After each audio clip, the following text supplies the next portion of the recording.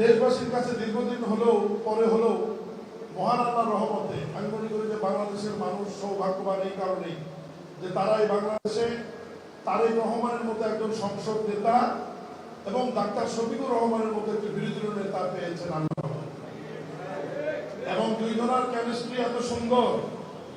আমি নতুন সংসদ সদস্য বগুড়া থেকে নির্বাচিত হয়ে আসছি, আমাদের জামাতে আমিরও নতুন সংসদ সদস্য, আমাদের প্রধানমন্ত্রী তারেক রহমানের নতুন সংসদ সদস্য।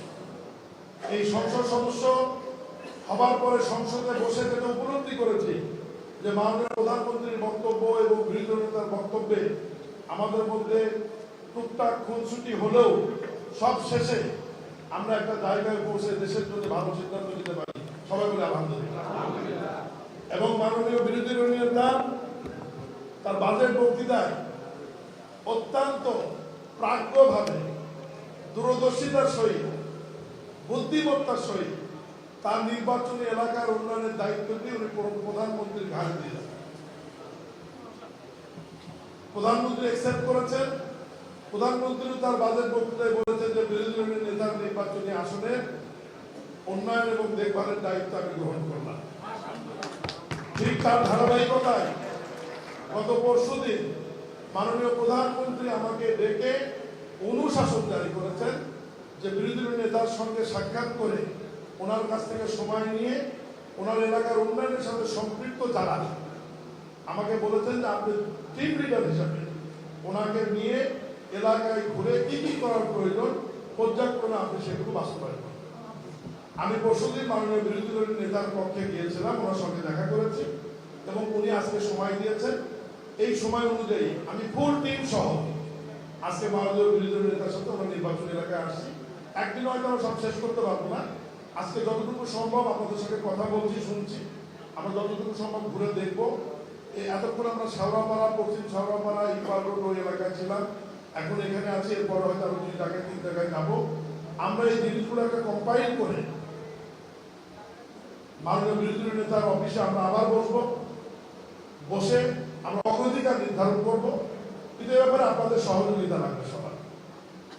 আপনারা সবাই জানেন যে এই নির্বাচনী এলাকাটা অনেক আগে থেকে একটা অপরিকল্পিত ভাবে গড়ে ওঠা, দিনে দিনে একটার পর বাড়ি এইভাবে গড়ে উঠছে। আমি আপনাদের কাছে একটা অনুরোধ করতে চাই এবং মাননীয় বিরোধী নেতার একটু সহযোগিতা চাই। আমি যখন সরকার বাড়ি মরেছিলাম তখন 22 থেকে ওই মসজিদে আমি জুম্মার নামাজ পড়তাম, মাঝে মাঝে বগুড়ায় না থাকলে ঢাকায় থাকলে পড়তাম। ওখানে দেখেছি পানির পাম্পের একটি প্রয়োজন ছিল। আমাদের ওয়াসা থেকে পানির পাম্প ডিপ টিউবওয়েল বসে লাইন করে দেওয়ার সক্ষমতা আছে, কিন্তু জায়গা কেনার ব্যাপারে প্রজেক্টে টাকা থাকে না। প্রত্যেকটি এলাকায় যদি মসজিদের মাধ্যমে স্থানীয় মুসল্লিরা যদি 2 শতক করে জায়গা কিনে দেওয়ার ব্যবস্থা করে দেন, তাহলে সেখানে আমরা ওয়াসার পক্ষ থেকে একদম ডিপ টিউবওয়েল বসায় দিয়ে ওই এলাকার পানি সাপ্লাই যা যা করার প্রয়োজন আমরা করতে পারি। এবং উদাহরণ হিসাবে আমরা 22 টিকির কাছ থেকে ফরওয়ার্ডে দিতে পারেন। ওই জায়গা যখন কিনে ওখানে আমিও মুসল্লিদের সাথে ওখানে শরীক হয়েছিলাম, সব মুসল্লিরা মিলে টাকা দিয়ে আমরা জায়গা কিনে দিচ্ছিলাম, এরপরে ওখানে বসানো হয়েছে।